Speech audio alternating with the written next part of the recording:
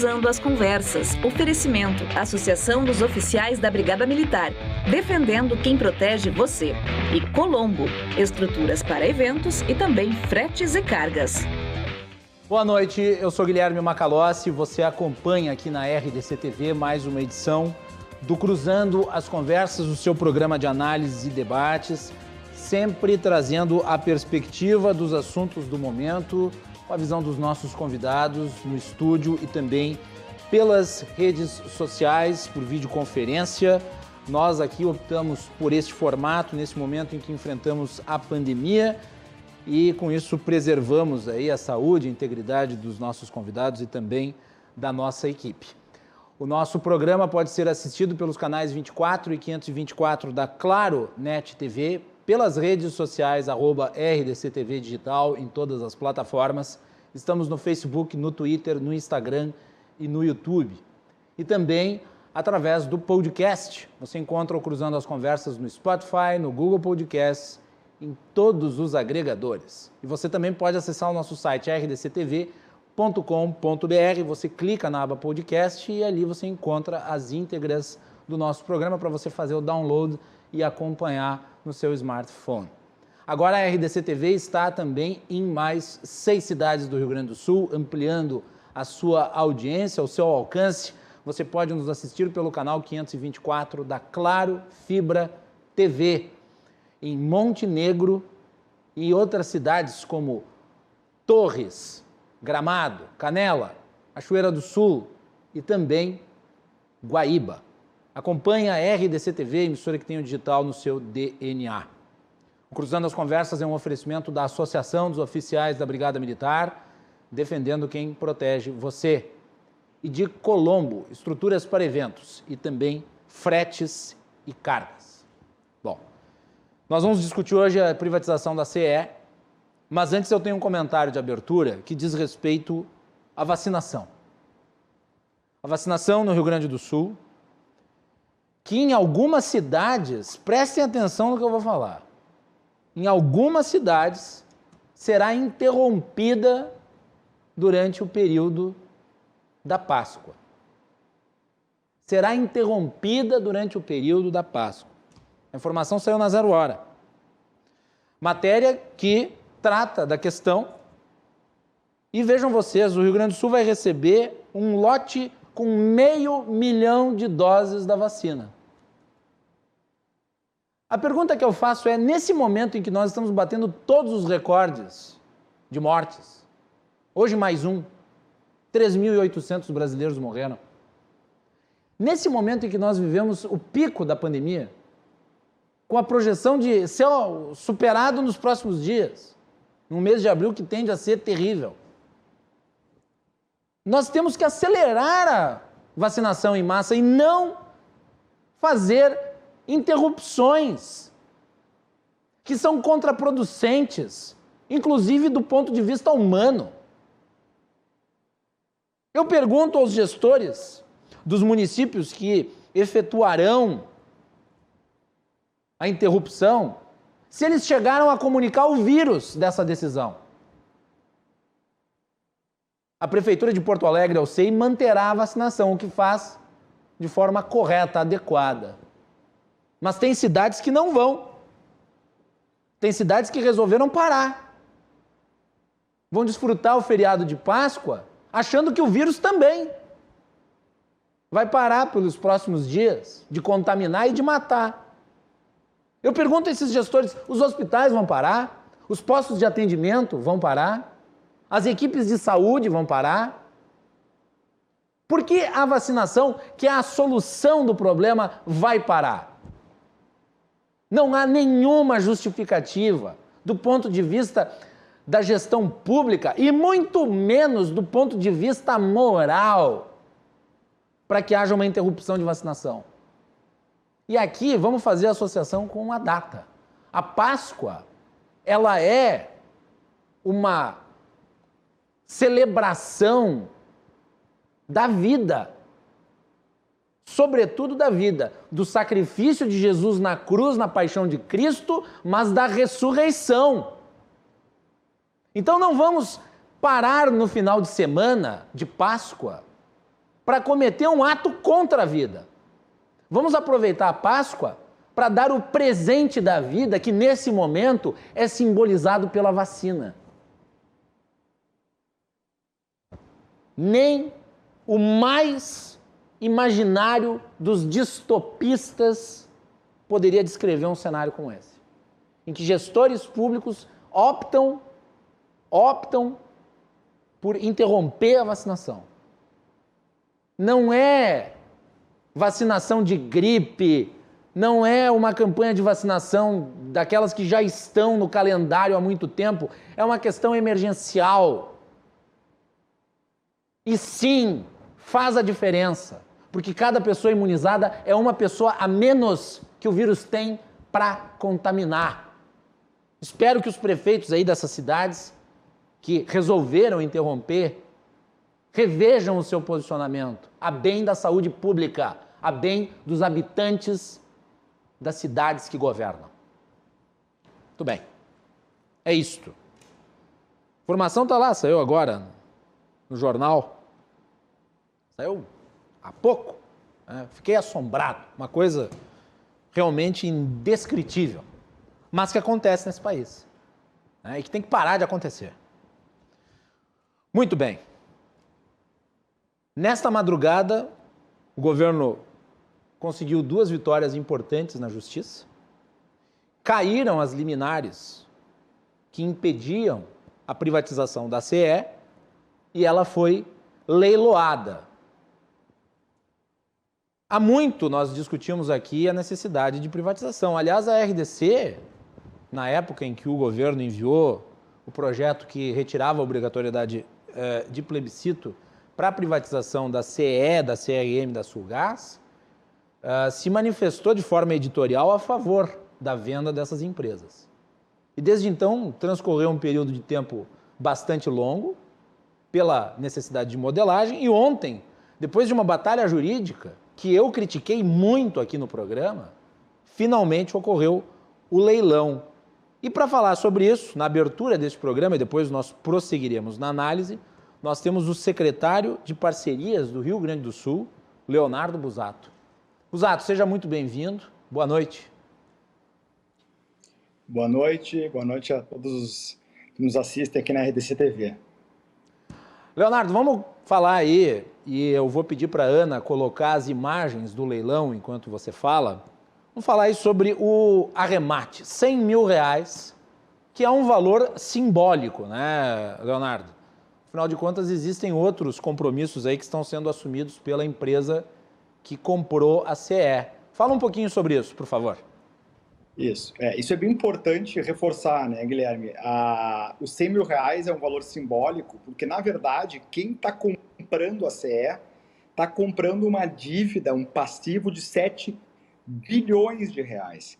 É como se o preço de venda, né, se não tivesse passivo, essa empresa, a Equatorial, que foi a empresa que deu esse lance, teria gasto R$7 bilhões para comprar a CE, ou seja, o Estado se livrou dessa dívida, né? E essa dívida é composta principalmente pelo ICMS, ou seja, uma empresa estatal gaúcha que não consegue pagar o imposto para o seu principal acionista, que era o Estado do Rio Grande do Sul. Ou seja, só esse fato da empresa que há muitos anos não conseguia pagar o ICMS para o Estado do Rio Grande do Sul, só esse fato já seria o suficiente para justificar a privatização da empresa. Mas claro que são muitos outros fatores, como a dificuldade de entrega, de melhoria na prestação de serviço para a população, com seus problemas internos de gestão de pessoal, de passivos trabalhistas, de outras dívidas que a empresa possui, tudo isso justificou e justifica a privatização, a desestatização dessa que é uma das empresas da CE, lembrando que ela tem 3 braços, né, o braço da distribuição, que é essa que foi privatizada hoje, a transmissão, que ainda terá a sua privatização no primeiro semestre desse ano, e a geração de energia, essa é a geração que será no início do segundo semestre. Então, o fato de ter sido R$100 mil, o ágio de 100%, enfim, porque o valor mínimo era 50%, na verdade, a gente tem que entender que a empresa que ganhou levou R$7 bilhões de passivo que ela terá que equacionar, pagando seus impostos, reestruturando essa dívida e ainda investindo na prestação de serviços para cumprir todos aqueles requisitos que a ANEEL, que é a agência reguladora da energia elétrica no país, exige na prestação de serviços. A CE não conseguia mais atender o seu cliente de maneira satisfatória e não conseguia nem cumprir as exigências regulatórias do sistema feitas pela ANEEL. Por isso, ela era uma empresa, já estava virando um elefante branco. E se nós não tivéssemos tido sucesso hoje, Guilherme, o Estado do Rio Grande do Sul sofreria muito mais do que já sofre hoje, porque a gente poderia perder essa concessão e toda essa dívida, todo esse passivo teria que cair no colo exclusivamente do Estado e teria que ser arcado com recursos que não existem hoje no Tesouro Estadual. Então, eu considero que hoje foi um momento histórico na Bolsa de Valores, na B3, com a presença do governador Eduardo Leite, toda a equipe do Estado, com o BNDES, que nos ajudou a estruturar, porque hoje o Estado do Rio Grande do Sul finalmente se livrou de um passivo, de um elefante branco que só prejudicava a prestação de serviços e atrasava o desenvolvimento econômico do Estado do Rio Grande do Sul. Eu estava lendo algumas análises, secretário Busato, sobre o custo diário da CE. Era algo em torno de R$100 mil, quer dizer, o custo do ágio era o custo do prejuízo diário. Exatamente. E esse prejuízo, Guilherme, se fosse um prejuízo só para os privados, né, se fosse para o fornecedor ordinário, até seria talvez menos pior. Mas para o nosso telespectador ter uma ideia, a CE deixava de arrecadar em torno de R$100 milhões de ICMS, 100 milhões por mês. Por mês. Imagine quanto é 1,2 bilhão de reais por ano que a CE deixava de arrecadar de ICMS para os cofres do Estado, que obviamente fazem muita falta, sem considerar as inúmeras falhas e problemas que ela tinha, tanto de interrupção de energia elétrica, né, demora para retomada de energia elétrica. Todos que hoje são da capital ou do litoral, né, que passam no litoral, têm percebido a pior na prestação de serviços da CE. Ou seja, os números são enormes, né, o tamanho do prejuízo já era enorme, tudo que envolvia a CE indicava que esse era o caminho e hoje, reforço, acho que foi um momento histórico para o Estado do Rio Grande do Sul. A gente ficou muito satisfeito que uma empresa, a Equatorial, que uma empresa do ramo, que já tem empresas de distribuição ao longo do país, uma empresa de capital nacional, ela apostou, né, porque é uma aposta, sim, assumir a CE distribuidora, porque ela vai ter que reestruturar toda a sua empresa, voltar a pagar os tributos que não estava pagando e melhorar, que é o grande objetivo, melhorar a prestação de serviços para a população gaúcha, esses 1,6 milhão de habitantes que hoje são atendidos pela CE, que passarão aí em pouco mais de 2 ou 3 meses serem atendidos pela Equatorial Energia, uma empresa grande, séria e que eu tenho certeza que vai conseguir melhorar muito a prestação de serviços e também voltar a pagar o ICMS que faz tanta falta aí para a prestação dos demais serviços públicos do Estado do Rio Grande do Sul. Tem uma situação que eu considero extravagante envolvendo a CE, é que ela, apesar de não pagar o ICMS, ela cobrava o ICMS. Quer dizer, na fatura vinha o preço de ICMS embutido na conta, mas o valor não era repassado para o caixa do Estado, o que não vai acontecer mais, né? Quer dizer, vai se arrecadar novamente Tanto que a CE, em que pese, Guilherme, seja uma empresa gaúcha, estatal, ela não pagava o ICMS e ela estava sendo executada pela Secretaria da Fazenda. Para a gente ver assim, qual esquizofrênico virou essa questão da CE. Ela cobrava do cliente, ela não repassava o Estado e o próprio Estado cobrava da CE que não conseguia pagar. Então era uma bola de neve, essa dívida hoje de ICMS é superior a 4 bilhões de reais e ela ia crescer muito mais porque ela não tinha mais condições de arcar com os impostos, mesmo que, como tu falaste muito bem, ela cobrava na fatura do cliente, eu como cliente da CE pagava todos os meses e ela não recolhia para o Estado, ou seja, ela estava se apropriando de maneira indevida já de um valor que deveria ser repassado. Isso, óbvio, tem uma natureza histórica, um problema histórico da CE, que vem de passivos trabalhistas judiciais ao longo de toda a sua história, desde que houve a cisão e a privatização lá em 1997. Então, a gente completou um ciclo, né? Completou um ciclo de privatização na área de distribuição de energia do Estado do Rio Grande do Sul, e eu tenho certeza que a gente vai ter a dimensão da importância desse dia de hoje somente no futuro, quando nós voltarmos a enxergar a prestação de serviços melhorando, os impostos novamente sendo pagos e os débitos, esses passivos, sendo equacionados por parte agora de uma empresa privada que vai ter a concessão pública da distribuição de energia e vai ter uma concessão de uma prestação de serviços públicos que eu tenho certeza que vai ser uma maneira muito mais eficiente do que é hoje com uma empresa estatal. Busato, eu acompanhei hoje a repercussão da venda nas redes sociais e muitos dos críticos da privatização utilizaram aquelas terminologias conhecidas como bagatela, preço de banana, nicharia, troco, mas eu acho que não há uma compreensão ou há uma tentativa deliberada de desvirtuar o sentido da venda. E eu gostaria que tu falasse um pouco sobre isso, porque, vamos lá, é a arrecadação, é o fato de assumir uma dívida bilionária e os investimentos que serão feitos. Acho que são 3 fatores aí que contam, né? Com certeza. Esse tipo de crítica, né, em que pese a gente, acho que já existe uma consciência no estado do Rio Grande do Sul, na maioria da população, inclusive nos deputados estaduais que aprovaram a privatização da CE, que esse tipo de crítica aí, ela não tem fundamento.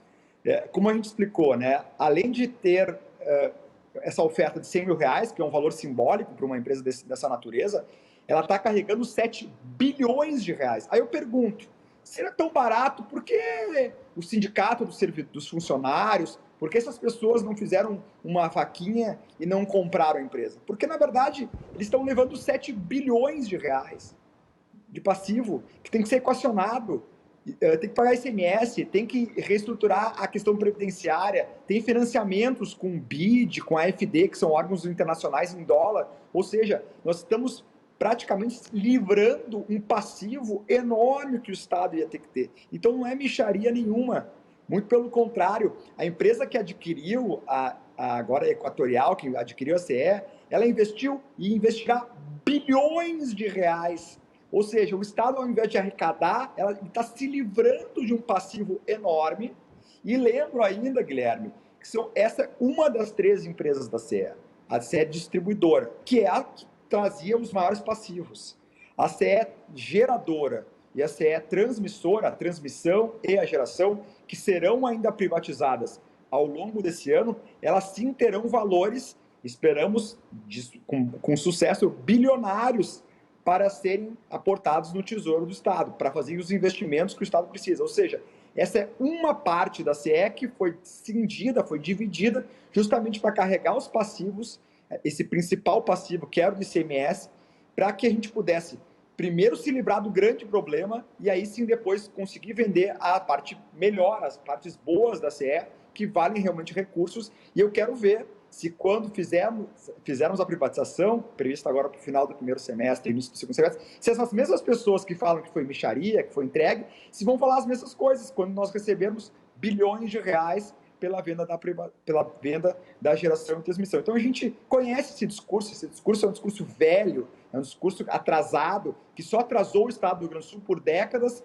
que na verdade fica como aquele famoso jus esperneandi, né? É só para dizer que está reclamando, para poder, enfim, jogar às vezes para a torcida, mas quem se aprofundou, quem estudou, quem conhece a situação da CE, do mercado de energia e das finanças do Estado do Rio Grande do Sul, não teve nenhuma dúvida que era o melhor caminho a ser seguido e que o resultado desta manhã que aconteceu em São Paulo, desta manhã, foi um resultado, repito, histórico para o Estado do Rio Grande do Sul, que se livrou de um peso, de um elefante branco, que seria muitíssimo mais caro para todos os gaúchos, inclusive esses que criticam agora, porque o Estado teria que arcar com despesas enormes de um dinheiro que não tem e com o prejuízo, pior, o prejuízo na prestação de serviço dos clientes, com o aumento da interrupção de energia, com a falta de investimentos e tudo mais que afeta, e quem é cliente hoje da CE sente na pele o prejuízo que existe da falta de investimentos, que certamente agora a Equatorial, uma empresa privada de capital nacional, vai conseguir executar, vai conseguir fazer e melhorar a prestação de serviços para todos os gaúchos. Muito bem. Secretário, eu gostaria de lhe agradecer essa entrevista aqui na abertura do Cruzando as Conversas, falando, acho que em primeira mão, sobre a venda da CE, o leilão da CE. Então, eu lhe agradeço muito a disponibilidade. Sei que foi um dia cheio, né? Mas, de qualquer forma, ficamos aqui ao seu dispor para demais esclarecimentos. Muito obrigado.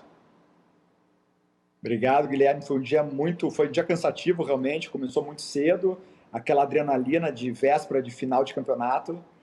Deu tudo certo, então a gente agradece muito. E certamente esse foi o primeiro passo de um processo de desestatização que o governador Eduardo Leite tem liderado com muita maestria, com muita firmeza. E nos próximos e qualquer momento a gente está sempre à disposição para esclarecer, para explicar. Eu tenho certeza que no futuro olharemos para trás e reconheceremos o quão histórico e quão benéfico foi para o Estado do Rio Grande do Sul começarmos a ter investimentos privados nesses setores, porque é sim uma carência e acho que todos os gaúchos percebem. Então agradeço mais uma vez, acho que o debate vai continuar e eu já quero saudar os debatedores, porque conheço todos eles e já quero mandar um abraço, continuarei acompanhando aqui e estarei sempre à disposição da RDC e de qualquer pessoa que quiser debater esse tema, que eu acho que é fundamental para o Estado do Rio Grande do Sul. Muito obrigado, mais uma vez. Muito bem, obrigado, secretário, obrigado pela disponibilidade. Secretário Leonardo Busato, que hoje é o secretário extraordinário de parcerias do governo do Rio Grande do Sul, falando aqui no Cruzando as Conversas.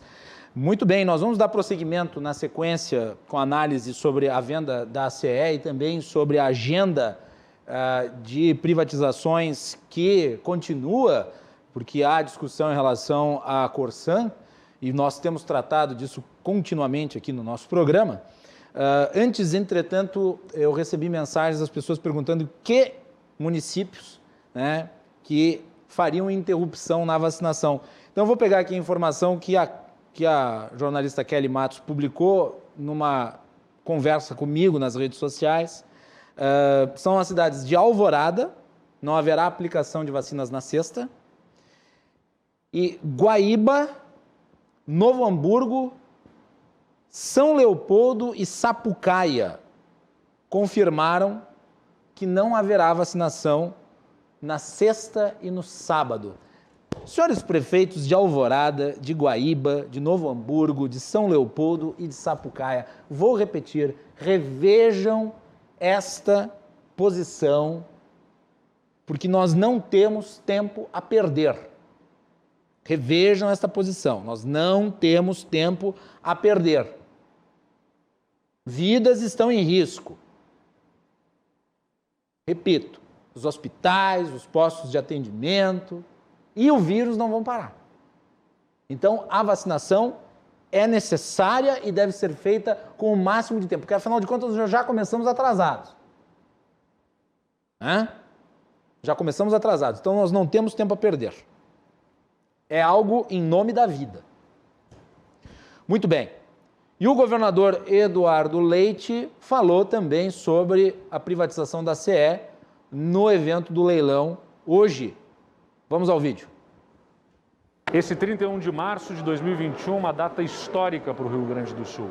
Marca o encaminhamento aí do encerramento de um processo longo. Começou lá no primeiro ano do nosso governo, quando tivemos a aprovação na Assembleia Legislativa da alteração da Constituição, com a retirada da exigência de plebiscito para a venda da CE, depois a aprovação pela Assembleia, o início de uma modelagem que é complexa para que a gente pudesse chegar aqui e garantir a venda desta companhia de energia elétrica, distribuidora de energia, para permitir investimentos que a companhia nas mãos do Estado não consegue fazer.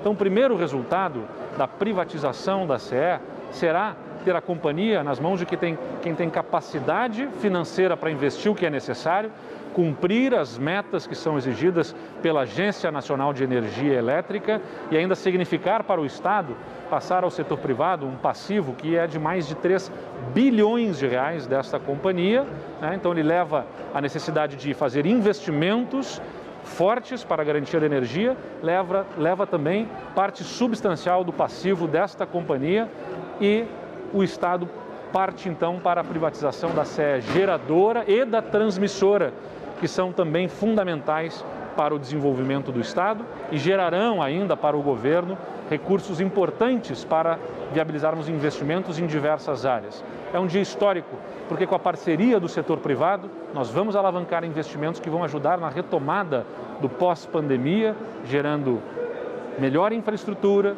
que pelas obras propriamente ditas vão gerar empregos, mas além disso vão destravar o processo do desenvolvimento do Estado, porque sem ter energia, sem ter saneamento, sem ter estrada, o investimento das outras áreas acaba ficando represado.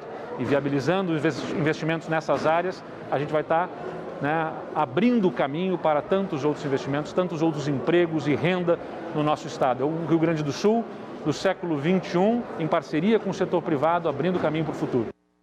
Aí então o governador Eduardo Leite, no leilão que arrematou a CE, um valor simbólico de R$100 mil, mas que conjuntamente a isso também terá uma série de responsabilidades, dentre elas uma parte considerável aí dos valores que estão devidos pela companhia e também a questão da tributação. Participam desse segmento, dando continuidade ao nosso programa, é a análise da agenda de desestatizações, tendo aqui como ponto de partida a venda da CE, o deputado estadual Matheus Vesp, o pesquisador e economista Gustavo Inácio de Moraes e o professor MBA em Governança Corporativa Paulo de Tarso Pinheiro Machado. Vou começar pelo deputado Matheus Vesp. Deputado, bem-vindo ao Cruzando as Conversas, prazer recebê-lo. Como é que você avalia aí a venda da CE? Boa noite, Guilherme. Boa noite aos demais participantes, Paulo, Gustavo, todos aqueles que nos acompanham. Uma grata satisfação participar mais uma vez contigo, Guilherme, aqui, podendo dialogar sobre temas importantes para a sociedade gaúcha. Eu vejo que o Estado do Rio Grande do Sul, hoje, com essa privatização, enfim, que se concretiza, uma expectativa que estava represada já, diga-se de passagem, desde o início do governo Eduardo Leite, era uma expectativa já, inclusive, existente no governo anterior, acho que coloca, de fato, o Estado do Rio Grande do Sul, saindo da era Vargas, digamos assim, da nossa tradicional predileção pelo corporativismo, pelo investimento estatal, enfim, para o século XXI. Eu acredito que esses investimentos que irão chegar no Estado do Rio Grande do Sul serão oportunos não apenas para que nós possamos melhorar também investimentos em outras áreas, como, por exemplo, infraestrutura.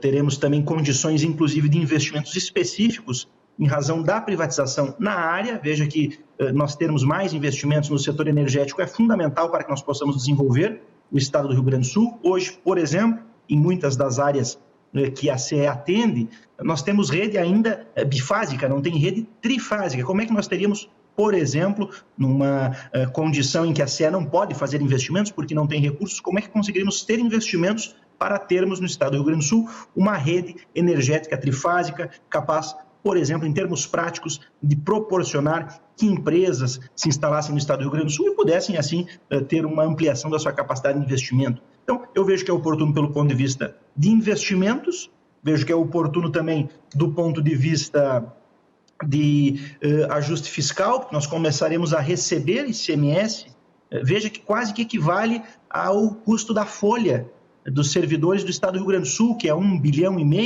veja que nós teremos aí o retorno de pagamento de 1,3 bilhão de reais, veja que aí é quase o valor que ficou no ano de 2020, faltando quase por todo o ano, conseguimos colocar em dia em dezembro do ano passado o salário dos servidores, então, porque estávamos uma folha em atraso, faltando exatamente quase que esse valor, então é importante também do ponto de vista do ajuste fiscal e para que nós também possamos nos livrar de um passivo, porque afinal não é que o Estado tenha vendido, o secretário Leonardo falou com muita propriedade, e aqui seria até constrangedor da minha parte, que não tenho todo o conhecimento técnico que ele tem, querer chover no molhado, mas é evidente que não é nenhum mau negócio, pelo contrário, estamos nos livrando de um passivo para oportunizar que, pela venda das demais companhias pertencentes ao Grupo CE, nós possamos ter também recursos ativos extraordinários, recursos extraordinários que vão possibilitar outros investimentos no Estado do Rio Grande do Sul, em áreas estratégicas,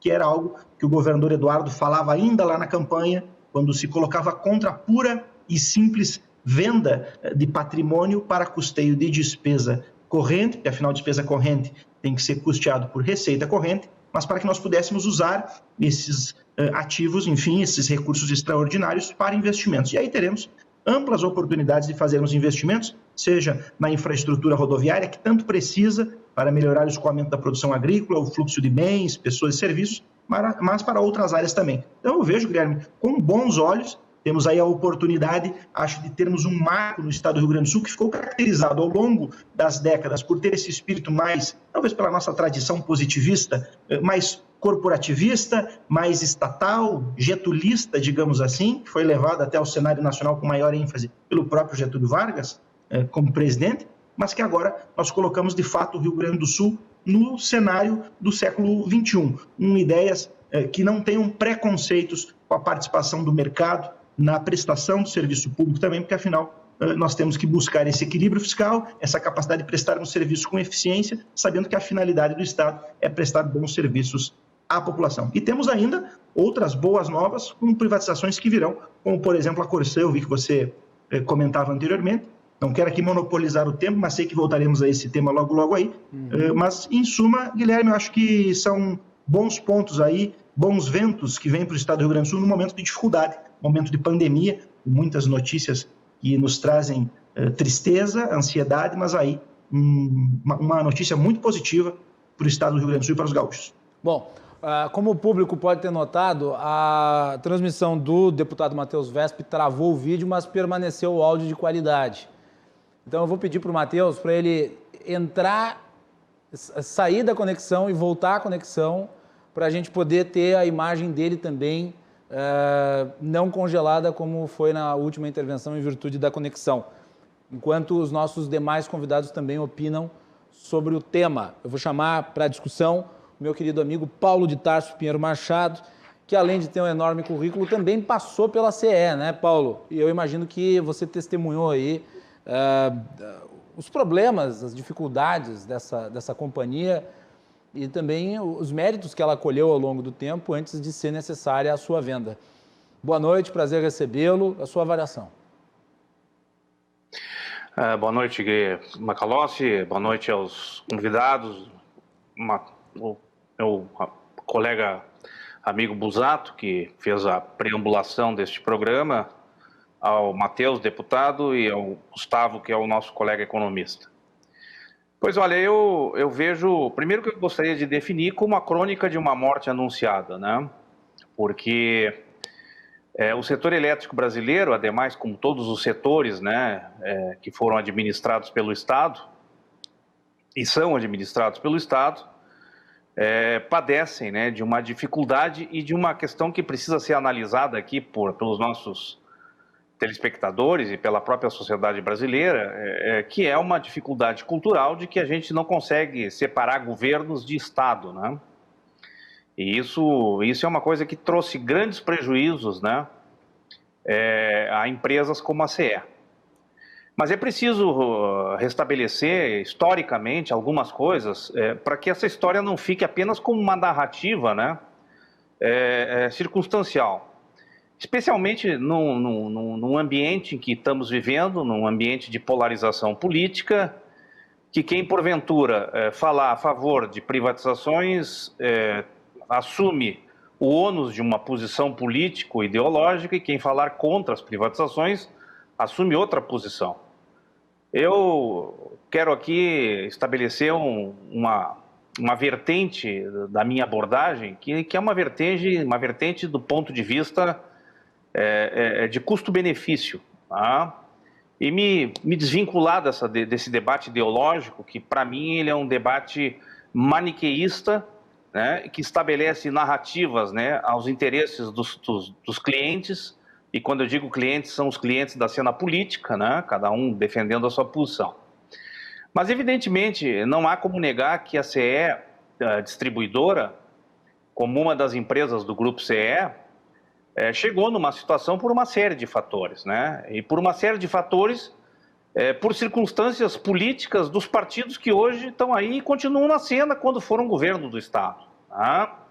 E aqui eu quero estabelecer o primeiro marco desse grande problema, de outros tantos que eu vou trazer, que é o primeiro processo de separação da CE no processo de privatização de 1997, né?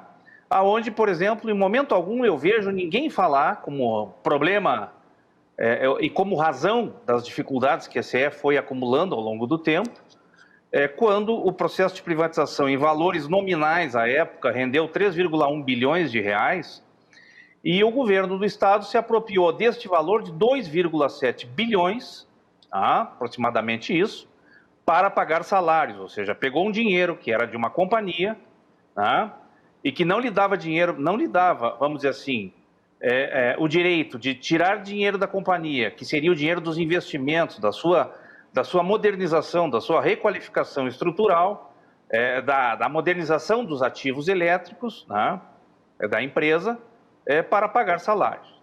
Isso aconteceu lá em 1997. Não satisfeito, 6 meses depois, apropriou desses 3,1 mais 445 milhões, de novo para despesas correntes do caixa. Paralelamente a isso, nós tivemos grandes modificações em nível federal no sistema elétrico brasileiro. Mudanças de curso, mudanças que corresponderam, como por exemplo o processo de desverticalização do setor, e quero dizer que a privatização e essas mudanças deixaram dívidas, e levaram a receita e deixaram dívidas. E aí está, vamos dizer assim, a gênese, uma das questões da gênese da crise da CE como ente corporativo responsável por um setor tão importante que é a energia. O outro ponto que é possível pontuar e que nós vivemos isso, foram, vamos dizer assim, a descoordenação, e uma falta de governança política de todos os partidos que passaram pela CE acerca de responsabilidade corporativa com a gestão da companhia. Desmandos foram feitos, posições equivocadas foram tomadas, que levaram a um verdadeiro caos. Quando nós chegamos na CE em 2015, em 22 de janeiro, a CE vivia um momento de extrema angústia, porque em julho daquele ano extinguia-se ou vencia o prazo da concessão.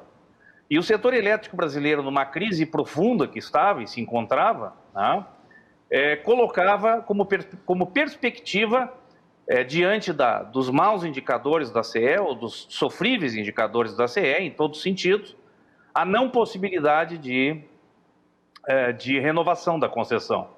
Lembro que foi um desafio que a gestão tomou no sentido de buscar entender a complexidade do problema, e depois vimos o que aconteceu no cenário nacional, como vamos dizer assim, complexa descoordenação e dissonância cognitiva dentro do próprio governo federal, onde houve um conflito, entre o governo, a ANEEL, e no caso o Tribunal de Contas, que queria fazer um processo de renovação das concessões baseado em licitações, e a crise decorrida das medidas provisórias tomadas lá no governo Dilma, quando congelou o preço das tarifas, desequilibrou o setor. Então, o setor elétrico brasileiro ele vem sendo objeto de uma série de desequilíbrios e, no meu ponto de vista, evidencia a falência do Estado na capacidade de poder atender seus compromissos e suas responsabilidades constitucionais. Eu tive a oportunidade, Macalossi e telespectadores, de conviver com players do setor elétrico em nível internacional, de grandes países, e aprendi uma coisa com eles, de que água e luz não é processos feitos para privatização. O controle tem que ser público, porque água e energia são bens essenciais e são bens públicos, e não podem ficar numa visão mais do Estado democrático e da própria cidadania, subordinados a injunções subjetivas de taxas de lucratividade. Eu tenho algumas questões que eu gostaria de que fossem esclarecidas por ter convivido com a CE, no sentido de entender um pouco esta venda, porque há dois aspectos que são questionados, e talvez se o secretário Busato e o próprio deputado puderem explicar, seria interessante esclarecer, né? A CE tem 2 patrimônios, um objeto da concessão, que é o valor dos seus ativos elétricos, ou seja, todos os ativos, como postes, como transformadores, subestações, investimentos realizados, investimentos em amortização, processo de modernização, tudo isso tem um valor, tudo isso tem um preço, tá? A gente sabe também que a dívida chegou à casa dos 7, 8 bilhões, mas tem o preço do ativo da concessão, tanto que tem uma concessão. A concessão não sendo tecnicamente cassada ou não sendo extinta, que é o termo que é usado no setor, que é a caducidade da concessão, esse ativo elétrico tem precificação e está valorado. Além do que, do ponto de vista legal, a CE tem um crédito de 8 bilhões decorrentes de uma conta, de resultados, que foi um processo de indenização que o setor elétrico fez por conta do processo de privatização da CE. Esse valor, a CE já recebeu o equivalente a quase 3 bilhões, foi em 2012, e tem a receber ainda, num processo que está judicialmente envolvida, e estava, pelo menos, no balanço da companhia, né, como passivo a longo prazo, né, como ativo a longo prazo potencial, como direitos creditórios, de 8 bilhões. Então, a conta, para mim, é uma conta muito complexa de entender. Eu não entendi. Se nós somarmos o valor da concessão, que são dos ativos elétricos, o valor do crédito que a CE tem a receber, ou que teria a receber, dá para dizer, então, que a CE foi entregue pelo valor da dívida e foi o seu valor patrimonial dos ativos que estão precificados na concessão e mais os valores a receber, que são, obviamente, pacíficos do ponto de vista, porque são decisões regulamentadas em lei, a conta não fecha. Então, eu gostaria de entender isso. Eu, com isso, não quero dizer que eu sou contra ou a favor, eu apenas entendo o seguinte: nós, quando presidente da companhia, deixamos uma proposta de abertura de capital que implicava na transformação da CE minoritária, da posição do governo minoritário. O governo do Estado detinha 66%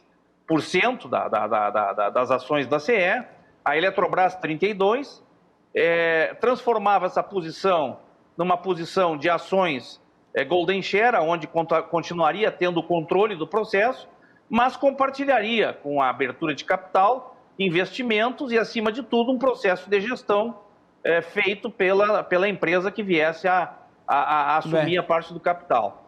Então, eu gostaria de entender isso, porque são questões que agora, não mais como ex-presidente da CE, nem como economista, mas como cidadão, fossem esclarecidas, porque até agora eu não vi isto em momento algum. Aliás, quero dizer que todos esses elementos que eu estou aqui trazendo, de natureza econômico-financeira, né, devem fazer parte de um processo de evaluation, que é uma condição essencial para um processo de venda acionária, né, e eu não tive condições de acessar essas informações. Eu gostaria de saber isso. Mas, enfim, entendo, né, que a situação da CE chegou numa situação crítica. Eu lamento, né, que ela tenha chegado a esse ponto.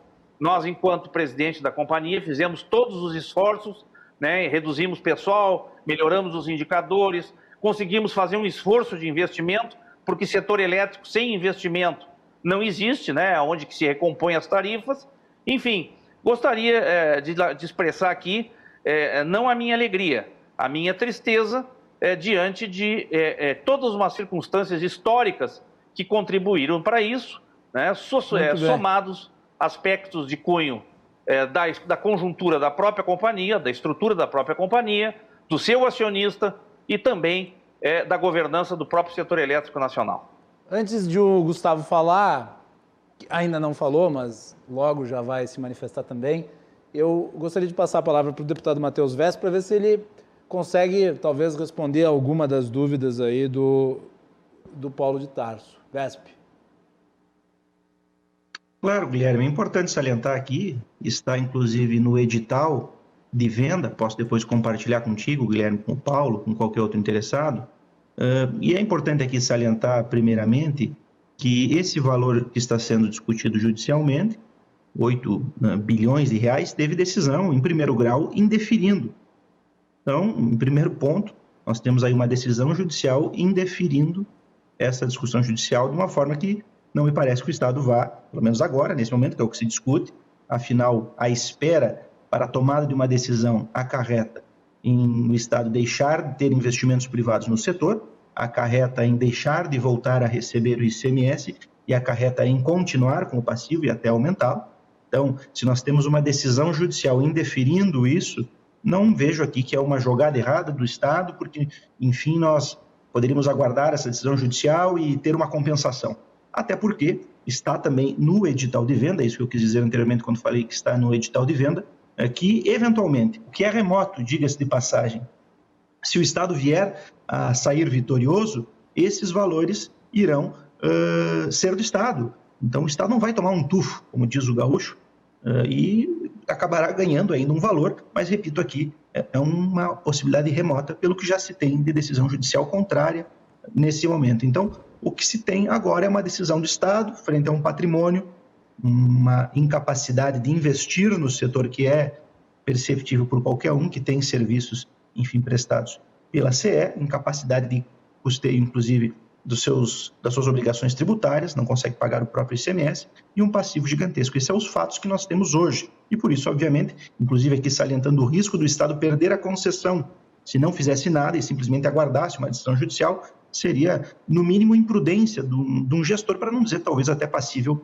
de crime de improbidade administrativa. Então, acho que a decisão não é triste, mas, enfim, eu respeito se assim for entendido por alguns. Acho que, de fato, é a decisão mais prudente do Estado e que enfrenta, de forma corajosa, um problema de décadas do Estado do Rio Grande do Sul.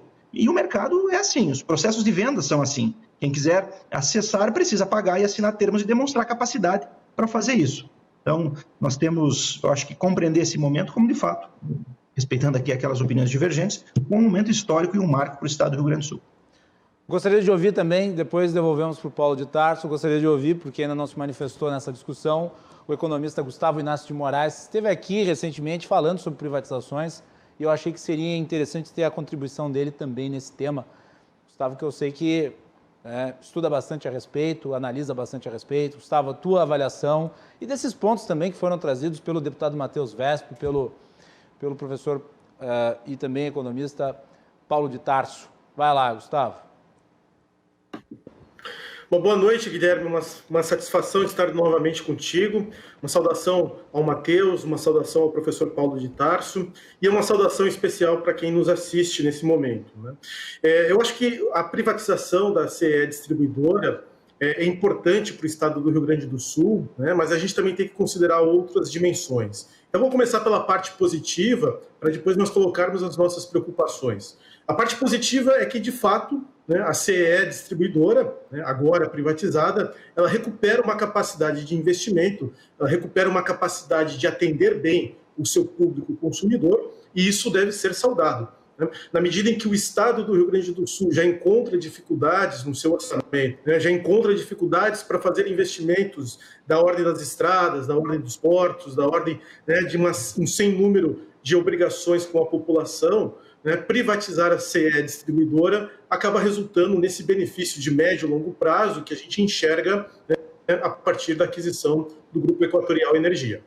O segundo ponto que a gente deve saudar, e aí é importante, já ficou bastante claro aqui na nossa discussão, na apresentação do secretário Busato, a quem saúdo também, é que também a Equatorial Energia, ela assume o compromisso de pagar os impostos decorrentes da energia elétrica. É bom que o cidadão que nos assiste fique consciente de que uma das grandes receitas de ICMS para o Estado, isso não apenas no Rio Grande do Sul, mas em todos os estados do Brasil, é o consumo de energia elétrica. Você pode ver lá na sua tarifa de energia, independentemente da distribuidora, da companhia geradora, grande parte da sua tarifa de energia é geração de impostos. Então, o Estado recupera a capacidade, uma geração de impostos que não estava sendo paga, através da privatização da Equatorial Energia. Isso beneficia não só o Estado, mas os municípios do Rio Grande do Sul, que recebem transferências consequentes dessa arrecadação, previstas constitucionalmente, e que o Estado repassa ao caixa dos municípios. O município de Porto Alegre, por ser a capital, por exemplo, né, é grandemente beneficiado com a retomada desses pagamentos de impostos que a CE havia interrompido, né, outra hora. Então, é bom que fique claro também nesse aspecto, né, no aspecto de cidadania, que muitas vezes um aumento da tarifa de energia beneficia os cofres do Estado, né? Então, a gente pode dizer aqui que o governo do Estado, os governos estaduais, eles são, em certo sentido, sócios, né, de uma tarifação a mais da energia. Então, a CE distribuidora privatizada, além de realizar investimentos futuros, né, além de melhorar os equipamentos, ela vai poder também recuperar a capacidade de pagamento de impostos que a gente quer crer, né, no futuro possa reverter em mais, enfim, mais oferta de serviços para a população, na medida de saúde, na medida de educação e na medida de segurança pública, que são as 3 tarefas principais aí do governo estadual, dentre outras, né? Mas também é possível, né, Guilherme e colegas, externar aqui alguma preocupação sobre o futuro. Porque a gente falou aqui de uma dimensão positiva, né, de uma dimensão que traz esperança, mas é importante também que o governo estadual, né, ele se prepare para uma regulação mais efetiva. Por que eu digo isso? Porque, embora a gente tenha a Agência Nacional de Energia Elétrica, a ANEEL, que foi citada aqui pelo professor Paulo de Tarso e pelo Matheus também, né, a gente tem que tomar cuidado porque a característica de regulação num território continental como o Brasil, ela é complexa.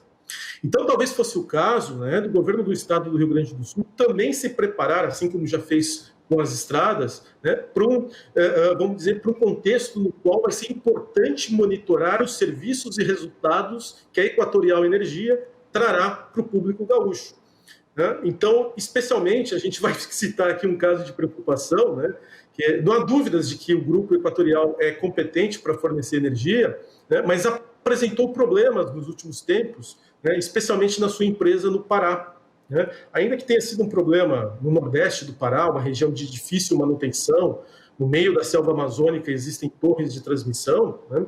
É importante que esses fatos, né, venham a somar experiência para o Grupo Equatorial Energia e não trazer problemas para o consumidor gaúcho.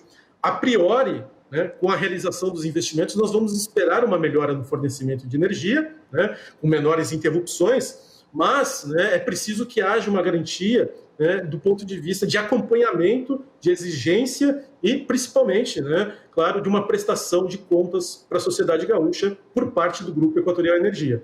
Paulo de Tarso destacou bem aqui a característica de bem público da eletricidade, né, e especialmente o bem de utilidade pública, né, do ponto de vista econômico. Bem público assume outra definição na economia, mas um bem de utilidade pública, né, e isso é importante para que a Equatorial Energia, sendo uma empresa privada, acostume-se, né, a fazer uma governança e uma prestação de contas à população do Rio Grande do Sul, que certamente, né, não querendo desmerecer o estado do Pará, né, certamente é uma operação mais complexa do ponto de vista de fornecimento do que lá no estado do Pará ou do Maranhão, ou outra região onde, né, a Equatorial Energia atua. Também vou colocar aqui um ponto, né, para encerrar essa minha participação inicial, de preocupação quanto ao futuro, porque foi destacado, né, e eu reforço esse destaque, a capacidade de investimento da Equatorial Energia, a capacidade de voltar a realizar o pagamento de ICMS, né, em dia, né, mas fica aqui uma preocupação quanto aos débitos passados, aquilo que vem sendo destacado aqui como o passivo da empresa, né, aquilo que ficou de dívidas do passado e que são agora repassadas, então, à Equatorial Energia, com perdão aqui do trocadilho, né, essa dívida do passado, que é repassada à Equatorial Energia, né, ela pode muito bem não ser, né, nos aspectos tributários, né, não vou discutir os aspectos trabalhistas, mas nos aspectos tributários, né, ela pode muito bem ser renegociada com o governo do Estado, né?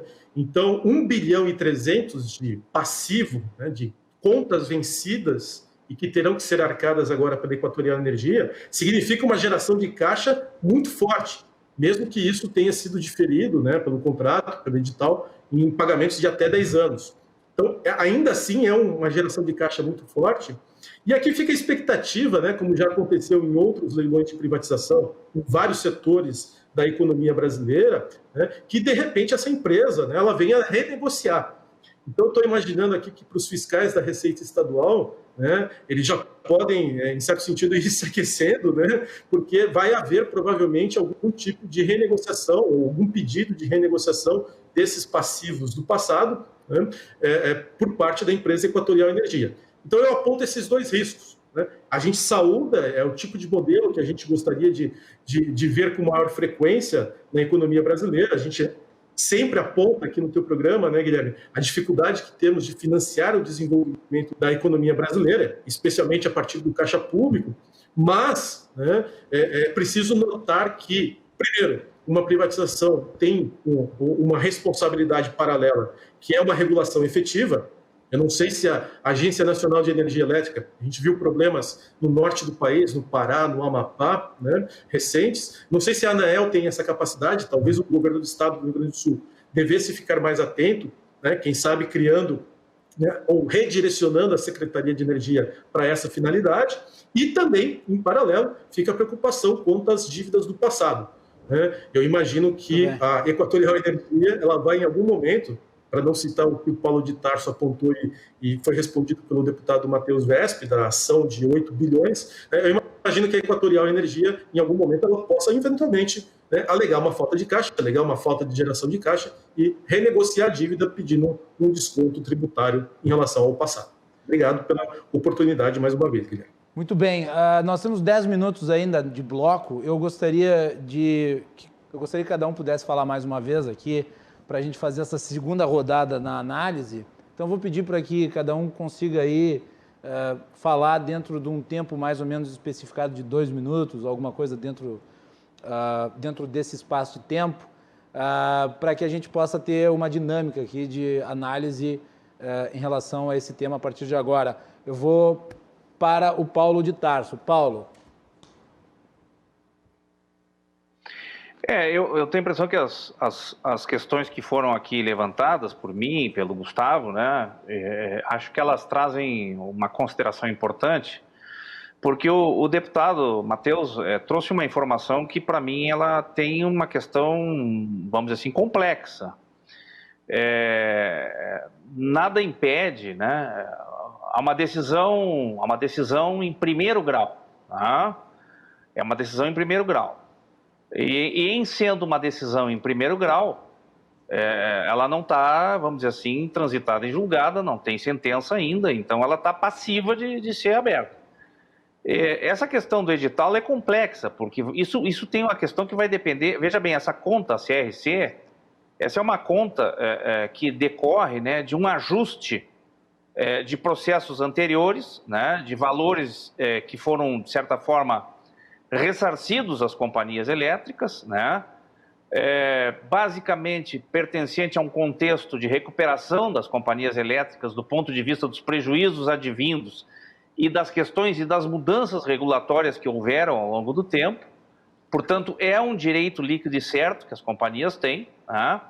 E o debate da justiça não é um debate sobre a questão de pagar, é um debate para pagar, já que a União alegou não ter condições de pagar. Mas o débito é certo, o débito existe, portanto, o crédito da companhia existe.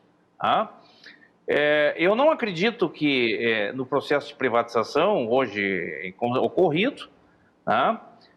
Possa ser definido pela uma mera questão dizendo o seguinte: se caso receber, né, isso não seja passivo de um debate jurídico, um debate judicial. E a companhia que está comprando, que vai controlar agora a CED, ela vai ter todo o direito de discutir essas questões em justiça. Quer dizer, então não é um aspecto líquido e certo. E essa uma preocupação que nós temos. Quanto ao aspecto regulatório, para ser breve, eu concordo integralmente. Quer dizer, nada garante, e os estudos estão aí, há vários estudos, inclusive feitos pelo próprio BNDES, não apontam que as privatizações no setor elétrico tenham melhorado a qualidade do serviço, né, e tenham melhorado a condição dos investimentos. O que ela efetivamente aponta é que melhorou a condição econômico-financeira dos acionistas das empresas que adquiriram as empresas públicas. Então, há uma série de aspectos a ser considerados e que no próximo bloco eu posso trazer mais outras preocupações que eu acho que são pertinentes a esse processo. Deputado Matheus Vesp. Bem, Guilherme, Paulo, Gustavo, acho que é importante também aqui colocar uma opinião sobre as preocupações que foram elencadas. Importante salientar que sobre a questão de regulação, a AGERGS também fiscaliza com delegação da ANEEL. É evidente que o Estado, e aqui falando no sentido de ente público, sempre tem capacidade de melhorar a sua capacidade de fiscalização, mas nós temos condições de fazermos essa fiscalização de forma adequada e temos instrumentos para isso. Com relação àquilo que o Paulo salientou agora sobre a questão judicial, é claro que o edital é complexo, isso é fato, não é uma coisa simples como vender um saco de batatas, diríamos assim. É evidente que o débito não é certo, importante salientar isso do ponto de vista jurídico, tanto não é certo que há uma discussão judicial, então há uma insegurança jurídica sobre contar exatamente com um resultado de uma ação judicial para analisar o futuro de uma empresa. Me parece ser muito mais prudente, seguro, trabalhar exatamente com aquilo que nós temos de concreto na mesa e que levou, portanto, hoje essa importante privatização, porque na verdade é isso que nós temos hoje. O que nós temos hoje é um passivo gigantesco, uma incapacidade do Estado de receber os tributos de forma adequada e também uma incapacidade do setor receber investimentos. Esse é o quadro da dor hoje. E nós esperarmos por uma situação que não nos traz segurança jurídica, porque, como falei, em primeiro grau, já há uma decisão definindo esses 8 bilhões para que fossem para o Estado, me parece ser imprudente do ponto de vista jurídico, econômico, enfim, sem contar que está no edital e a empresa, não foi obrigada a participar do edital. Desculpe lhe interromper, mas no caso, a sua avaliação, o governo não teria como esperar uma decisão judicial em relação a isso? Com certeza. Cada mês que passa, nós estamos aqui sob o risco de perder a concessão. É importante salientar isso, foi dito aqui até mesmo pelo Paulo. Nós estamos todos os meses deixando de arrecadar tributos, como o próprio Gustavo falou, espera-se que sirvam para o Estado fazer mais investimentos em serviços que vão retornar à população.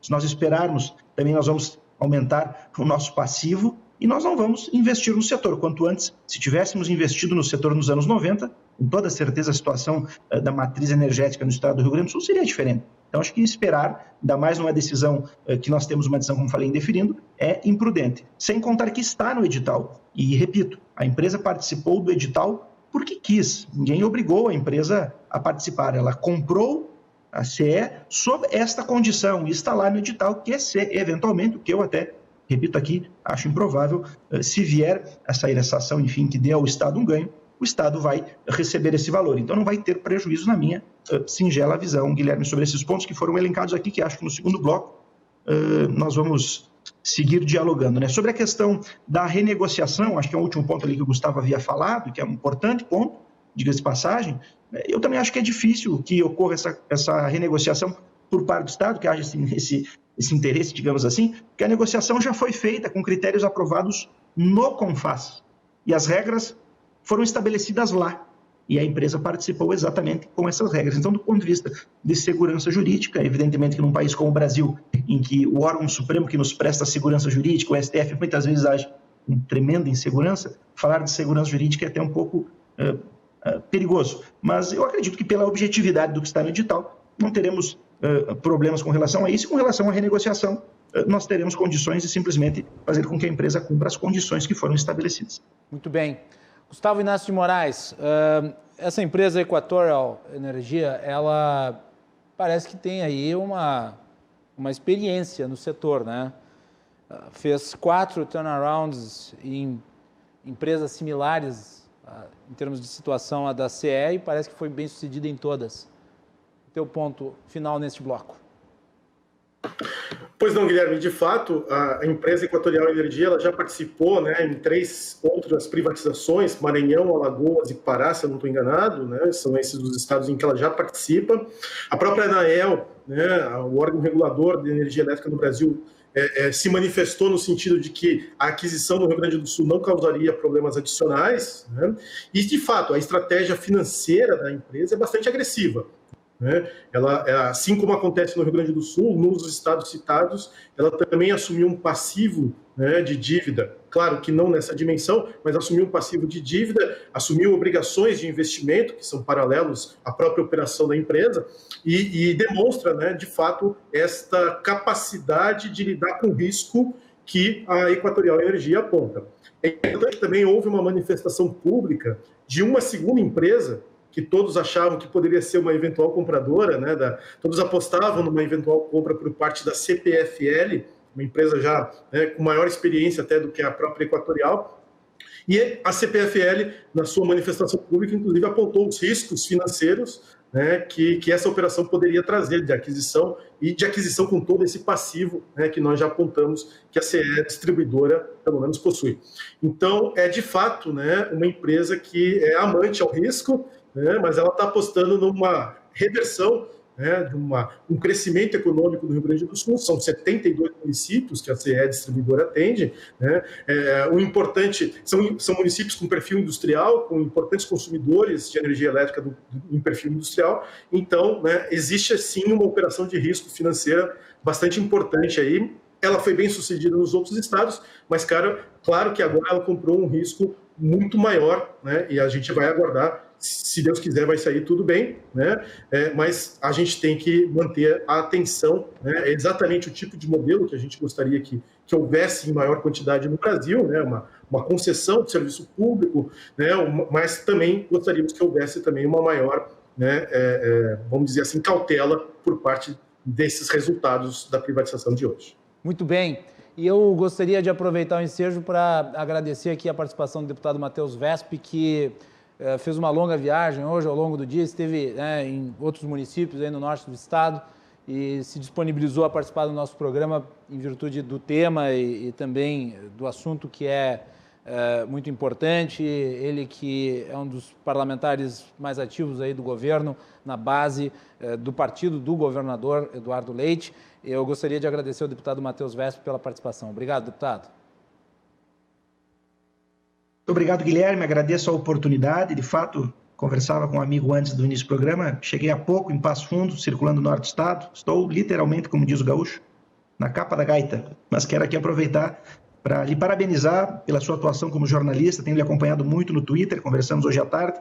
Fiquei feliz de saber também que é um fã de Star Wars e que faz até analogias aí a série Star Wars nos seus comentários. Muito importante. Agradeço também ao Paulo, ao Gustavo, agradeço a participação, um abraço a todos e parabéns pelo programa. É isso aí, eu sou do fã-clube do Luke Skywalker. Obrigado, deputado Wesp, pela sua participação. Nós vamos para o intervalo. Na sequência, nós temos o retorno do Cruzando as Conversas aqui, ainda com a participação do MBA e também especialista em governança corporativa, professor Paulo de Tarso Pinheiro Machado, e economista e pesquisador Gustavo Inácio de Moraes. Vamos continuar falando aí sobre privatizações. E eu quero aproveitar e mandar um abraço para o meu querido amigo Ramiro Rosário, que está na audiência. Ele está junto com a filhinha dele, a Lavínia, recém-nascida. Mandou uma foto acompanhando o programa. Uma foto bem bonita de pai e filha. Parabéns aí para a família. E obrigado pela audiência, Ramiro. Já voltamos aqui com o Cruzando na RDC.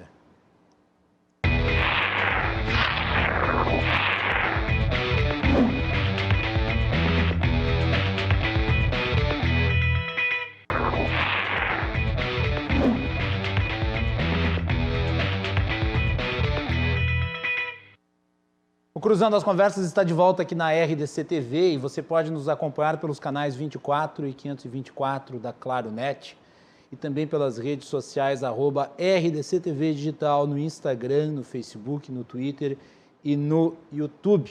Não deixe de mandar a sua mensagem, a sua participação é muito importante. O Cruzando as Conversas também pode ser acompanhado pelos canais 524 da NET, pelo canal 524 da Claro Fibra TV, agora com a RDC ampliando a sua programação para mais 6 cidades em Montenegro, Guaíba, Cachoeira do Sul, Gramado, Canela e Torres. Mais 6 cidades da RDC agora se faz presente com a sua programação feita toda ela aqui no nosso estado, 100% independente. O Cruzando as Conversas também está disponível no formato podcast. Você encontra ele no Spotify, no Google Podcast e nos demais agregadores nas redes sociais. Você também pode acessar o nosso programa pelo site rdctv.com.br e clicar na aba podcast e encontrar lá a íntegra da edição. Você faz o download no seu smartphone. O nosso programa é um oferecimento da Associação dos Oficiais da Brigada Militar, defendendo quem protege você. E também Colombo, estruturas para eventos. E agora também fretes e cargas. Vocês já acessaram o site da RDC Shopping? É o novo marketplace do Rio Grande do Sul. rdcshopping.com.br.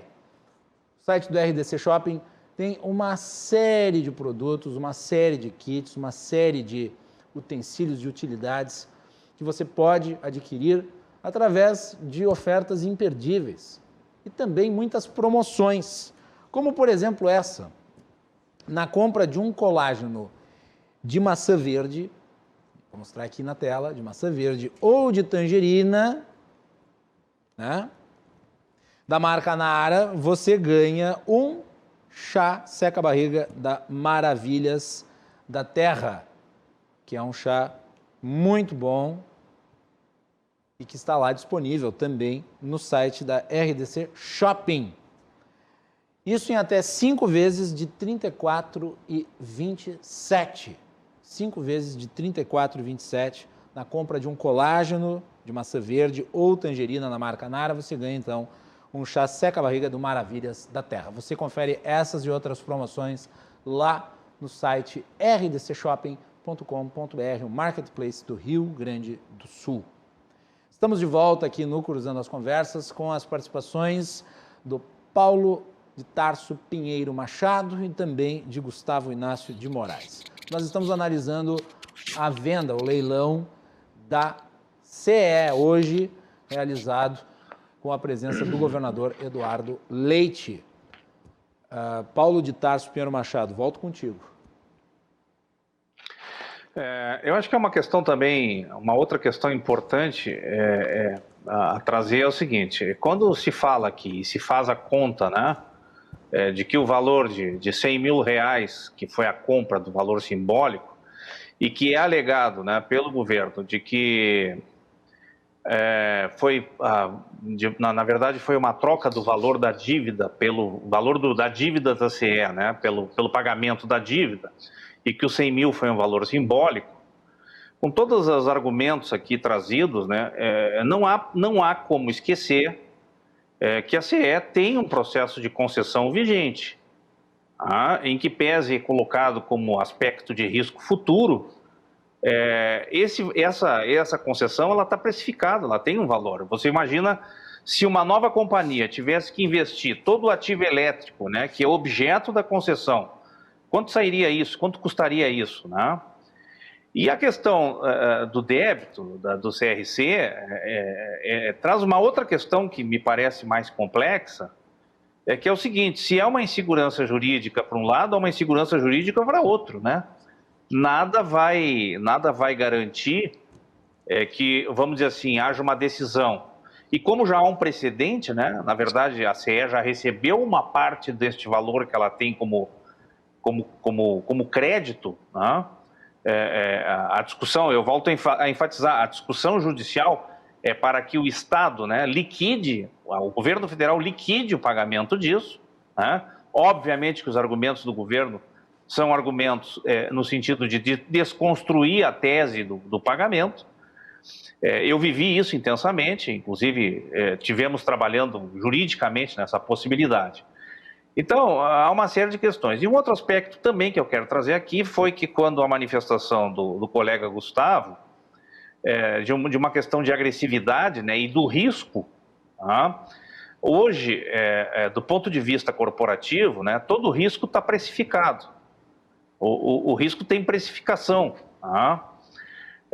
E se, obviamente, a companhia, né, no caso, a compradora, toma uma decisão pela compra, ela já precificou o risco, ela sabe até onde vai os seus limites com esse risco. E isso nos traz uma questão futura, que é saber o seguinte: a companhia poderá daqui a algum momento dizer o seguinte: bom, eu não tenho geração de caixa suficiente, como foi o Gustavo levantou, e, portanto, o negócio perdeu a sua viabilidade, porque, acima de tudo, a Equatorial, ou a empresa que comprou, o comprador, ele tem um compromisso com os seus acionistas, né? E, obviamente, que os seus acionistas não vão deixar de auferir o resultado a ser obtido. Então, são questões que ficam aqui como dúvidas para o futuro, né? E uma questão fundamental que eu quero aqui encerrar minha intervenção, só para complementar, Bacalhau. Eu ia lhe perguntar. Há uma questão seguinte: em água e em energia, nós temos uma coisa chamada tarifa social. Tá? Hoje a tarifa social é aquela tarifa que permite aos estratos de baixa renda, né? No caso nós temos 2 grupos, né? A baixa renda, quilombolas, índios, enfim, uma série de segmentos de clientes, né? Que obviamente recebem um subsídio, portanto tem um subsídio implícito na tarifa. Tá?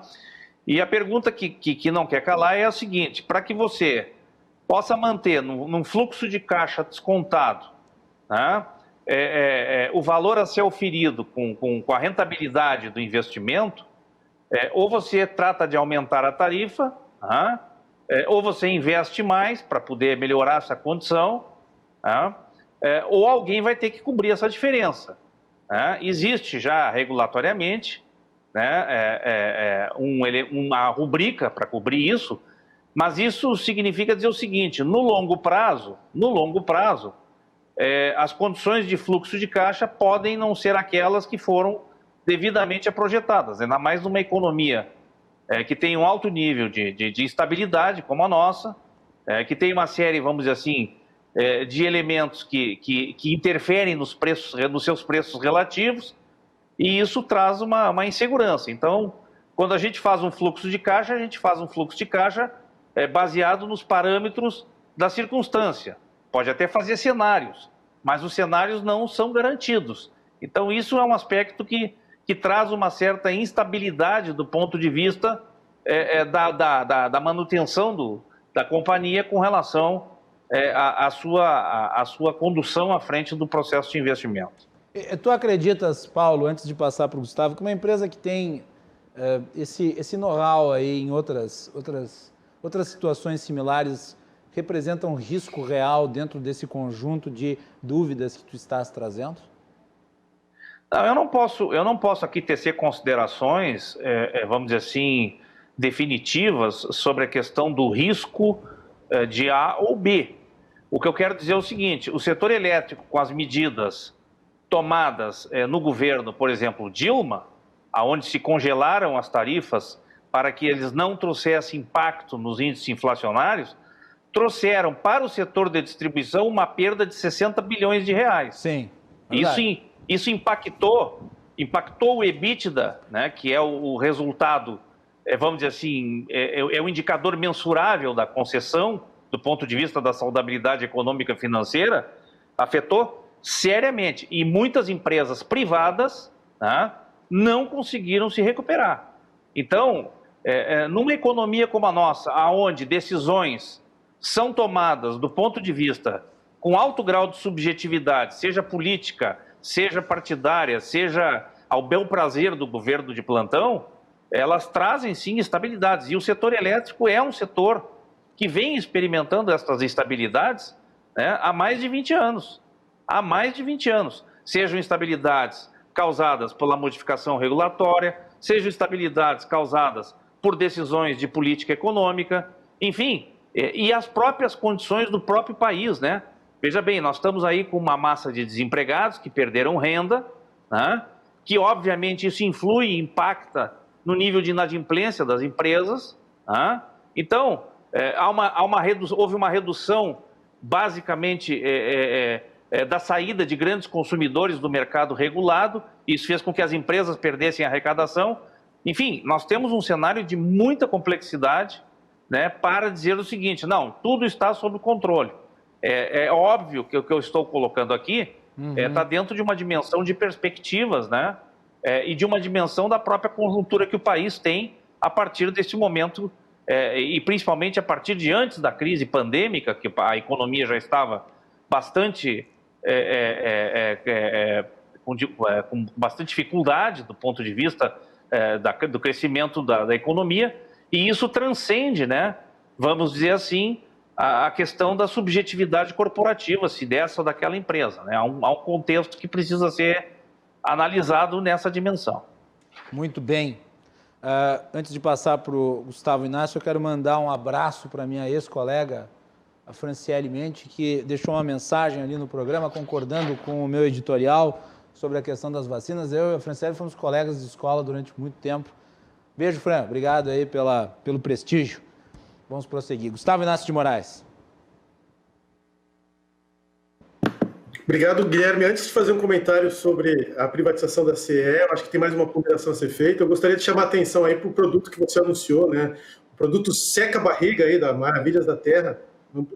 Tem um apelo esse nome, né? O Seca-Barriga aí. Fiquei interessado, vou procurar mais informações. Procura lá na RDC mas falando Shopping. Especificamente... RDC Shopping. Pode deixar, será procurado. Do ponto de vista da privatização da CE, né, Guilherme, eu acho que essas informações, essa complexidade técnica que é fazer o fornecimento de energia, né, eu acho que agora vai ser o principal foco da nossa atenção. Né? O resultado da privatização é um resultado encorajador. Né? Nós que imaginávamos que o Rio Grande do Sul era um espaço econômico, e em certo sentido né, um espaço econômico que sofre alguma dificuldade, sofre alguma decadência, ter um resultado com essa privatização é importante. Agora, vou ponderar novamente, né, as dificuldades que podem advir no futuro, não porque eu seja pessimista, mas é porque é importante ter cautela quanto ao futuro. Essa empresa, Equatorial Energia, ela tem uma capitalização de mercado, né, ou seja, o seu valor em bolsa, né, traduzindo aí para a turma que não está habituada, né, a capitalização de mercado é o valor da empresa em bolsa de 25 bilhões de reais. Né? Fechamento de hoje inclusive teve uma valorização por força da aquisição da CE Distribuidora, né? E esses 25 bilhões de reais, né, agora enfrentam talvez o seu maior desafio, né, assumir aí um passivo de pelo menos 6 bilhões de reais, fora os investimentos que serão necessários. Essa empresa ela se beneficia por um aspecto, né, de uma certa densidade no fornecimento de energia aqui no Rio Grande do Sul. Ela assume, né, uma rede, um número de consumidores aí de quase 1,5 milhão de consumidores, 72 municípios, que estão relativamente perto. Né? Isso, do ponto de vista da indústria de energia, ajuda demais os investimentos da empresa, né, visto que com, né, uma certa... com poucas torres, vamos colocar assim, ou com pouca fiação, ela consegue atingir todos esses consumidores. Os consumidores eles não estão tão dispersos no espaço geográfico quanto, por exemplo, nas operações que ela tem, né, comparando aqui, nas operações que ela tem no norte do país. Então, esse já é um grande benefício, né, um grande encorajamento para que ela faça os investimentos. Traduzindo aqui no popular, né, com uma massa de pequenos investimentos, com uma massa de pequenos torres e transformadores, ela consegue atingir, né, um grande número de clientes. Então, já é um primeiro benefício, essa economia que a gente chama na economia de escala, né, que ela terá, né, nesses investimentos do Rio Grande do Sul. E o segundo aspecto que a gente não mencionou e que vale a pena chamar a atenção também, quanto à operação, né, da Equatorial Energia agora, na realidade do Rio Grande do Sul, é que nós teremos ainda mais à frente a privatização da CE Distribuidora, da CE Geradora e da CE Transmissora, né, aquilo que vem sendo chamado de CE-GT, né, de geração e transmissão. Então, é necessário que haja uma grande integração entre a CE-GT e a CE Distribuidora, algo que a gente já viu há 20 anos atrás na privatização do setor elétrico nacional, né? Aprender com alguns erros que foram cometidos há 20 anos atrás, é um processo contínuo de aprendizado, né? E trazer essa experiência para o Rio Grande do Sul. Eu acho que mais do que nunca, né, nós vamos saudar essa privatização com a retomada de algum investimento no Rio Grande do Sul. Estando o governo estadual melhor, incapacitado para realizar esses investimentos, agora nós esperamos, né, que haja uma melhoria sensível, né, no fornecimento de energia para a população, na distribuição de energia para a população, né, e que dessa forma melhore não apenas, né, o dia a dia do cidadão comum, mas melhore o dia a dia das empresas que já estão instaladas no Rio Grande do Sul e das empresas que enxerguem o Rio Grande do Sul, né, como um potencial de investimento. Então a gente saúda. Agora, também vale a pena chamar a atenção, no terceiro aspecto, sobre o capital nacional que essa empresa possui, né? Então nós imaginávamos que muitas vezes o capital nacional ele estava impossibilitado de fazer investimentos.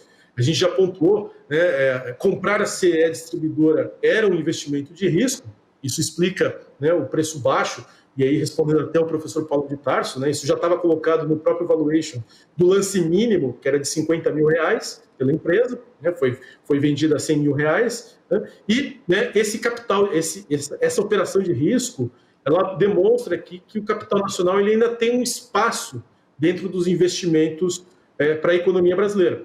A gente imaginava que o Brasil, sendo, né, um país de renda média baixa, né, ele teria uma inviabilidade de colocar investimentos nacionais, investimentos de capital nacional privado, né, na praça. E isso, no leilão da CE Distribuidora, fica evidenciado que ainda há algum espaço, né, principalmente nesses ativos, né, de maior risco, nesses ativos com maior, né, necessidade, com maior, vamos dizer assim, potencial de caixa, né, o potencial de necessidade de caixa, como o da CE Distribuidora. Estamos falando em 1,3 bilhões nos próximos 10 anos, né, decorrente só do passado, né, e nós estamos ainda falando de outros 1 bilhão e 300, né, nos próximos anos, ou de forma anual, né, decorrente da operação da CE Distribuidora daqui para frente.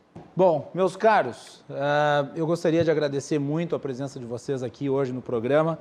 Novamente, o Cruzando as Conversas cumpre o seu papel de informar e traz em primeira mão e de maneira aprofundada uma análise sobre um momento importante da situação fiscal do Estado e da agenda de reformas, que é este representado pela venda da CE.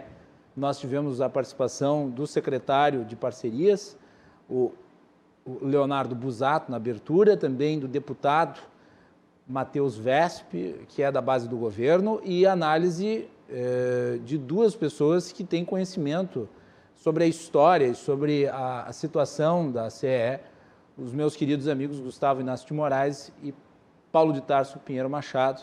Eu gostaria de agradecê-los muito também pela disponibilidade de falar aqui hoje no nosso programa e deixá-los cada um, né, com as suas considerações finais aí nesses últimos minutinhos deste bloco. Paulo de Tarso, obrigado, meu amigo. Eu agradeço a oportunidade de estar aqui com os nossos colegas eu não vou dizer de debate, mas de troca de informações, né? Agora, uma questão que eu queria somente pontuar, do ponto de vista que eu acho importante também deixar esclarecido, né? É a compreensão sobre a privatização das empresas de geração e transmissão. Elas têm uma outra lógica, elas correspondem a uma outra lógica. São empresas saudáveis, são empresas que estão, vamos dizer assim, do ponto de vista econômico-financeiro, bastante sólidas, né? E aí eu vejo aquilo que está na literatura das privatizações, né, como decisões táticas, né, de privatização, que são aquelas que visam objetivos de curto prazo, né, de atores políticos, governos e grupos de interesse. Então, eu entendo que elas têm uma outra dimensão, né, e essa é a visão. A desestatização necessariamente não corresponderá a um processo de desenvolvimento, mas sim a um objetivo tático de curto prazo dos grupos, das correlações políticas que fazem tomadas de decisão. Eu quero agradecer a oportunidade, Macalossi, me colocar à disposição e deixar um abraço e desejar aí uma boa Páscoa a todos e, acima de tudo, mantenham se cuidando, porque, evidentemente, precisamos dar a nossa contribuição de cidadania a um sério problema que estamos enfrentando. Um grande abraço a todos e uma boa noite a todos os nossos telespectadores. Importante, importante. Feliz Páscoa, Paulo. E lhe pergunto se já foi vacinado ou se tem aí a expectativa de ser. No sábado eu serei premiado. Vai virar jacaré no sábado, então? Não, eu no sábado vou assumir minha posição de cidadania recebendo a primeira dose da vacina. Muito bem, é isso aí. Muito bem. Paulo e eu diria que entre ser jacaré e ser morto, eu prefiro ser jacaré. Exatamente, é isso aí. Obrigado, Paulo, pela participação. E também eu gostaria de agradecer o meu amigo Gustavo Inácio de Moraes por ter participado novamente aqui do Cruzando. Eu não costumo, em virtude, inclusive, dos compromissos dos convidados e da rotatividade de nomes e de presenças, para manter sempre o programa renovado, eu não costumo repetir o convidado de uma forma tão imediata, mas eu achei que para essa ocasião o Gustavo tinha que participar e novamente contribuiu muito com o debate. Gustavo, obrigado, meu querido, e uma feliz Páscoa. Obrigado, Guilherme. Eu saúdo aos telespectadores, ao professor Paulo de Tarso, uma boa Páscoa a todos, né? E deixar aqui no encerramento também uma mensagem, né, importante aqui de que a gente precisa avançar nessa agenda de privatizações. Eu penso que isso traz, sim, desenvolvimento, traz melhores serviços, possivelmente, na grande parte das vezes, isso é comprovado, né? Mas que também a gente precisa de uma atenção, né, e uma vigilância permanente. Privatizar não significa simplesmente, né, isentar-se das responsabilidades. Ainda permanece uma responsabilidade do setor público, né, de acompanhar e garantir a satisfação do público. São bens de utilidade pública, né, que precisam ser, então, monitorados e ofertados de forma razoável, ou de forma até, né, de excelência para a população. Então, o processo de privatização ele é saudado aqui, né, mas, por outro lado, a gente, né, chama a atenção que as obrigações de um setor público não se encerram. Obrigado, Macalossi, uma boa Páscoa a todos, uma alegria sempre participar contigo e com teus convidados. Muito bem, Gustavo Inácio de Moraes aqui, economista, pesquisador, agradeço novamente a sua participação. Nós vamos fazer um break e voltamos para o encerramento do Cruzando as Conversas de hoje.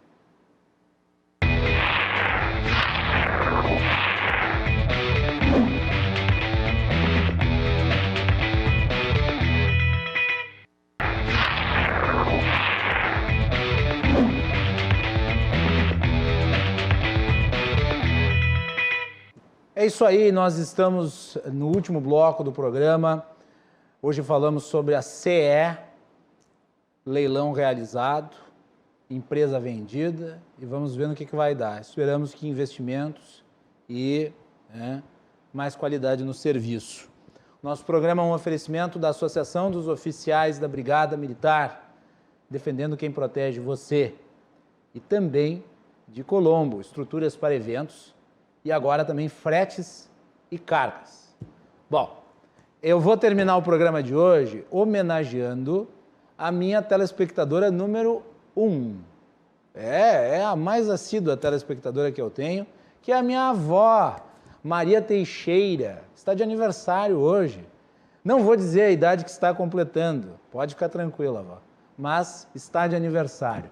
E eu gostaria de dizer algumas palavras em homenagem a ela, uma pessoa admirável sobre todos os aspectos, uma figura humana em que todos nós que somos da família nos espelhamos e que é a tradução do que nós podemos entender da melhor forma possível como dedicação e amor. Então, minha avó, saiba que eu lhe amo muito, sabe que à distância lhe mando um beijo e um abraço. E eu vou pedir para a Ana colocar na tela uma foto que eu acho que é o resumo perfeito aí da vida da minha avó. Ali vocês estão vendo ela jovem, tocando piano, que é uma paixão que ela tem. E agora, na maturidade, retornando a esse amor que ela tem no órgão. Então, tá aí uma bela homenagem que foi feita nessa montagem, reproduzindo até mesmo a pose em que ela foi flagrada quando ela era mais jovem. Vó, te amo muito, muito, muito obrigado por tudo e que nós contemos sempre com a tua saúde, com o teu amor, com o teu sorriso, com a tua alegria nas nossas vidas. Beijão. E nós vamos encerrando por aqui. Boa noite.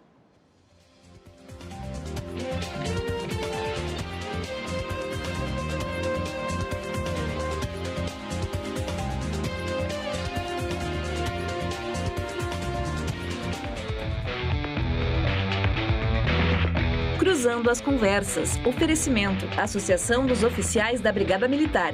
Defendendo quem protege você. E Colombo. Estruturas para eventos e também